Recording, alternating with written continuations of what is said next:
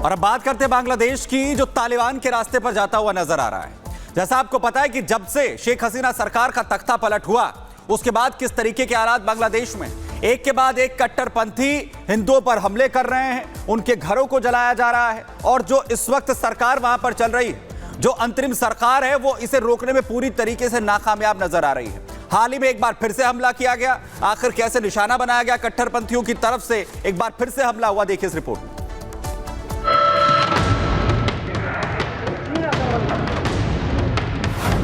गणेश महोत्सव पर जमातियों की शर्मनाक करतूत।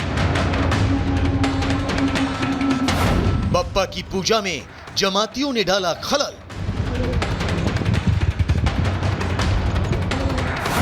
गणेश पंडाल पर कट्टरपंथियों का धावा। गणेश महोत्सव के शुभ मुहूर्त पर किया अशुभ कार्य। ये तस्वीरें बताने के लिए काफी हैं कि बांग्लादेश देखते ही देखते तालिबान बनता जा रहा है, जहां ना तो कानून है और ना ही मानवता और इंसानियत की मर्यादा।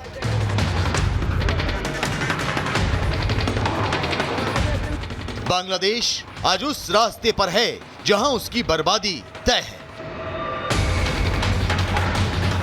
आज पूरी दुनिया गणेश महोत्सव के रंग में रंगी है, लेकिन बांग्लादेश में इस पवित्र मौके पर भी हिंदुओं और उनके मंदिरों को निशाना बनाया जा रहा है।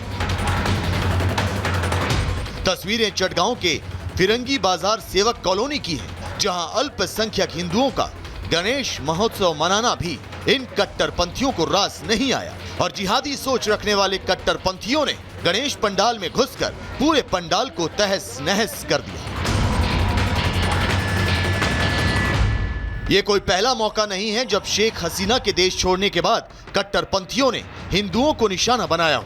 बीते दिनों तो कट्टरपंथियों की भीड़ ने 15 साल के एक हिंदू लड़के की बीच सड़क पर पीट पीट कर हत्या कर दी थी, वो भी सेना के सामने। लेकिन ना तो सेना कुछ कर पाई और ना ही बांग्लादेश की पुलिस। ऐसे में यह कहा जा सकता है कि वो दिन दूर नहीं जब बांग्लादेश तालिबान बन जाएगा। Bureau report, Republic Bharat. तो सवाल दरअसल यही कि क्या बांग्लादेश तालिबान बनने की ओर आगे बढ़ रहा है, क्योंकि जैसे जो बयान सामने निकल के आ रहे हैं वो अपने आप बताने के लिए काफी। देखिए ताजा हालात क्या बता रहे हैं वहां पे। ताजा हालात दरअसल ये कि पहले राष्ट्रगान को बदलने की मांग की गई, हालांकि इसके बाद सरकार का बयान सामने आया और कहा गया कि राष्ट्रगान बदलने को लेकर फिलहाल कोई योजना नहीं है। दूसरी ओर अब यहाँ पे ये कहा जा रहा है दरअसल कि राष्ट्रगान बदला तो विवाद होगा, क्योंकि वहां पे ऐसी आबादी भी है, ऐसे लोग भी हैं जो पुराने राष्ट्रगान को पसंद करते हैं और मानते हैं।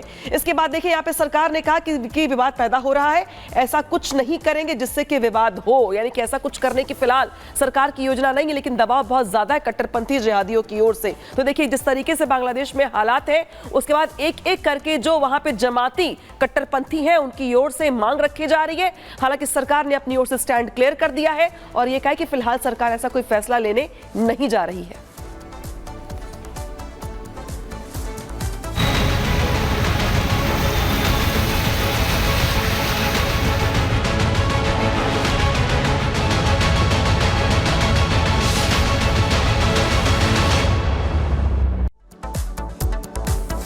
और अब मैं आपको तस्वीरें दिखाने जा रहा हूं बाढ़ और बारिश से जिस तरीके के हालात पूरे देश भर में हैं, तो गुजरात के साबरकांठा से हैरान कर देने वाली तस्वीर सामने आई है, जहां पर एक महिला पुरुष एक ही परिवार के अपनी जान बचाते हुए नजर आते हैं और कैसे उन्होंने नदी के पानी में गाड़ी के ऊपर बैठकर अपनी जान बचाने की कोशिश की। गुजरात से ये तस्वीरें सामने आई जो है साबरकांठा से, जहां पानी नदी का इतना आ जाता है जिससे चारों तरफ से ये लोग घिर जाते हैं, गाड़ी के ऊपर अपनी जान बचाने की कोशिश करते हैं बैठकर। वहीं आपको बताएं कि जो पास में ही लोग हैं उन्हें ये मदद के लिए पुकारते हैं, हाथ उठाकर आप देख रहे हैं कि दूसरी तरफ कुछ लोग खड़े हुए हैं, उन्हें अपनी मदद के लिए पुकारते हैं। राहत की बात यह है कि दोनों को बचा लिया गया है। एक ही परिवार के महिला पुरुष आखिर कैसे पानी से घिर जाते हैं, अपनी जान बचाने के लिए कोशिश यहां पर वो करते हैं, गाड़ी के ऊपर चढ़ जाते हैं। फिलहाल इनका रेस्क्यू कर लिया गया है। ये लगातार जो मदद मांग रहे थे, नदी में फंस गए थे, पानी चारों तरफ आप देख रहे हैं कितना चढ़ जाता है, पूरी गाड़ी डूब जाती है। और जब मदद की गुहार लगाते हैं, प्रशासन को जानकारी होती है, मौके पर प्रशासन पहुंचता है और इन दोनों का रेस्क्यू किया जाता है।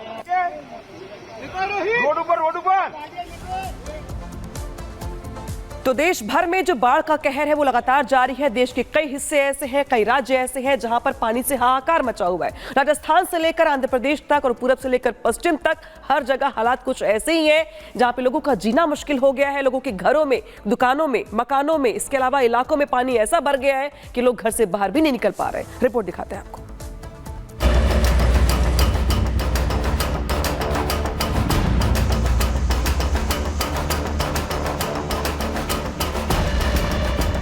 कहीं आसमान से आफत बरस रही है तो कहीं पहाड़ से सैलाब। नजर जहां जहां जा रही है या तो पानी है या फिर उसकी बर्बादी के निशान।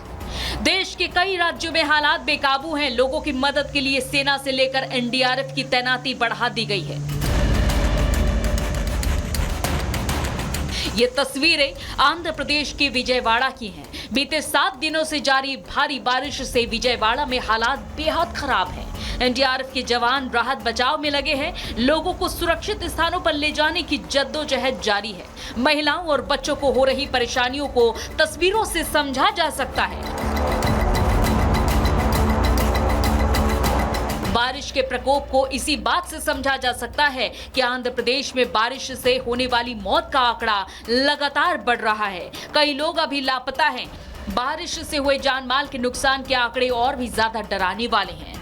30 से ज्यादा लोगों की मौत हो चुकी है। कई लोग लापता हैं। बड़े और छोटे समेत 462 मवेशी मारे जा चुके हैं। इसके अलावा करीब 61,000 पक्षी भी आपदा के शिकार हुए हैं। बाढ़ के चलते 63 जगहों पर सड़कें क्षतिग्रस्त हैं। आंध्र प्रदेश के 20 जिलों में करीब 2 लाख हेक्टेयर क्षेत्रफल में खड़ी फसलों को नुकसान पहुंचा है। हालांकि मौसम की मार जिस तरह से आसमान से बरस रही है, उसी तेजी से राहत बचाव का कार्य भी जारी है। एसडीआरएफ से लेकर एनडीआरएफ तक सभी युद्ध स्तर पर राहत बचाव में लगे हुए हैं। आंध्र प्रदेश में 18 एसडीआरएफ की टीम तैनात की गई है। एनडीआरएफ की 23 टीम तैनात की गई है। नौसेना की 2 टीमों को बाढ़ प्रभावित इलाकों में तैनात किया गया है। 6 हेलीकॉप्टर से बाढ़ प्रभावित क्षेत्रों में खाने पीने की चीजें पहुंचाई जा रही हैं। आंध्र प्रदेश ही नहीं, राजस्थान में भी बाढ़ बारिश से हालात बेहाल हैं। राजस्थान में हो रही भारी बारिश ने सूबे की सूरत बिगाड़ कर रख दी है। पूरे प्रदेश में अब तक सामान्य से 60% ज्यादा बारिश हो चुकी है। जयपुर में तो औसत बारिश से 2 गुना पानी गिर चुका। राजस्थान के अजमेर में सड़कें जलमग्न हैं। लोग या तो घरों में कैद हैं या फिर जान हथेली में रखकर अपने रोजमर्रा के काम पर जाने को मजबूर हैं। मौसम विभाग ने कोटा, अजमेर, उदयपुर, बांसवाड़ा, भीलवाड़ा, बूंदी, चित्तौड़गढ़, दौसा, डूंगरपुर, प्रतापगढ़, राजसमंद, सवाई माधोपुर, सिरोही, टोंक और पाली जिलों में भारी बारिश होने की चेतावनी जारी की है। आने वाले दिनों में भारी बारिश और भी खतरनाक रुख अख्तियार कर सकती है।